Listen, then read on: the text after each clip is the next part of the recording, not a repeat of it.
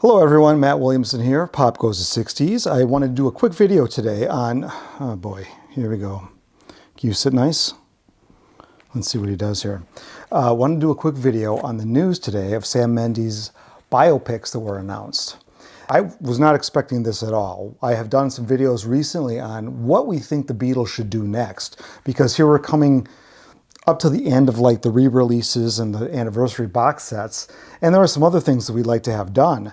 But this is something out of left field, and it's a very interesting proposition. I don't know what you guys think about biopics. Generally, I don't like biopics. I don't watch biopics, particularly of artists I know and that I enjoy and like, because I already have enough information on them. I don't really need to see a biopic. And what is a biopic, really? But it's about a 2-hour movie, a Cliff Notes version. They cram a lot into those 2 hours to try to give an overall story of the person's life or the band's life. And obviously there's going to be a lot of compromises because you've only got a couple of hours. And that's why Beatle biopics, I think, generally haven't done that well, because people know so much about them. So it's hard to do something that's new and fresh and unique. But this, to me, is very unique. So my understanding is there's going to be 4 separate movies, 4 separate biopics that will be told from the perspective of each Beatle. Now, that is really interesting because I wouldn't have thought, first of all, the reason I think they're doing that this way is this is going to be controversial. I think they are courting controversy here. I think this is, and not that that's a good or bad thing, but I think that's just an interesting project because you've got this is Sam Mendes, director. He's done American Beauty, Jarhead, Skyfall, Spectre, very big time director. So we saw them having quite a lot of success with Peter Jackson, and they mined some gold with the Peter Jackson Get Back. Although in my opinion, they left some of the gold unmined. You know, they didn't get it all out. There's more there that they chose to leave there. That's a topic for a different video. But in this case, what they're doing is Apple wants the Beatles to stay relevant. How do you do that? And this is one way, at least I think, that's maybe a really good way of getting the story in, to younger people or people that are more casual fans and keeping them relevant in that way.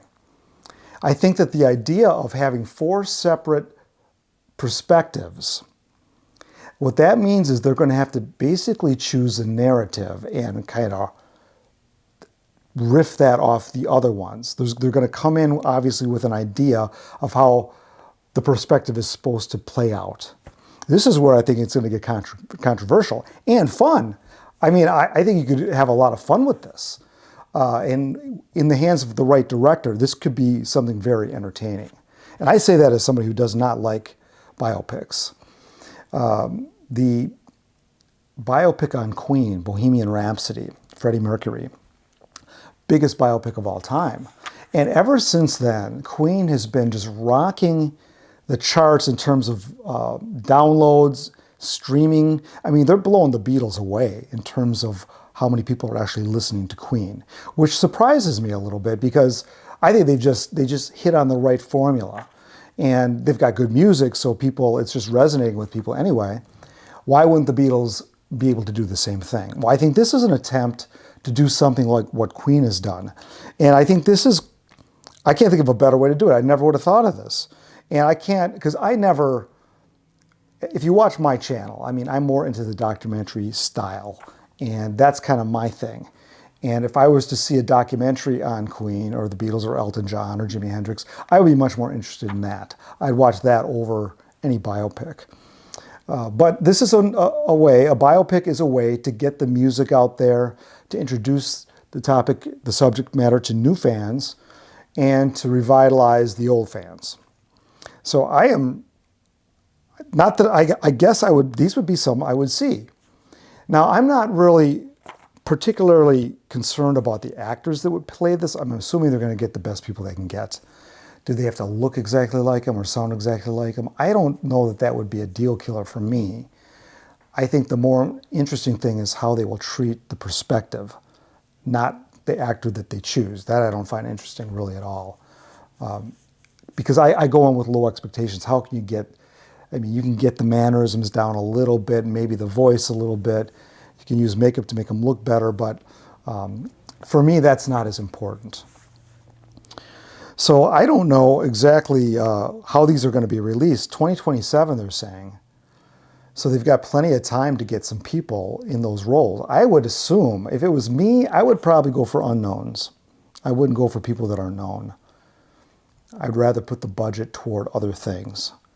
And I think that that might be something that they may do. I don't know. Yep, what are you doing back here? So I think that I'm really surprised that this came about. And I think this is something obviously people like me can talk about. People can, we've got 3 years to talk about it. And this is another long project leading up to something. But I think that as far as keeping the Beatles relevant, I think Apple is all about that. How do they do that going forward into the future? I don't think they see a lot of value in some of these box sets that they could be releasing that will be coming out. You know what? I have never seen any numbers for any of these box sets ever. I'm talking about sales numbers. I think they're probably lower than we would expect. I mean, there is certainly a strong niche for them, but I mean, they're not blowing the doors off. And as you get to some of the earlier albums, maybe there's less interest in some of those. We'll see, I don't know. But I think that this project is completely out of the box, and I think that this has some potential. Now, what other things can the Beatles do between now and then? Well, I guess they can just release a lot of this other stuff until they get to the big biopic thing. Now, will these all be released at the same time? I mean, will they show them back to back? Will they be once every quarter in 2027? I have no idea. But I think that I would assume they'd release them close together. And it reminds me of kind of a Rashomon type of setup where you've got the perspective of 4 different people at the street corner looking at the accident that was the Beatles. So I think that's going to be really fascinating. So anyway, that's my little take on that. Put your comments below. I'm sure more information will be coming out in the coming weeks and years. So this is something we want to keep our eyes on. Thanks for watching.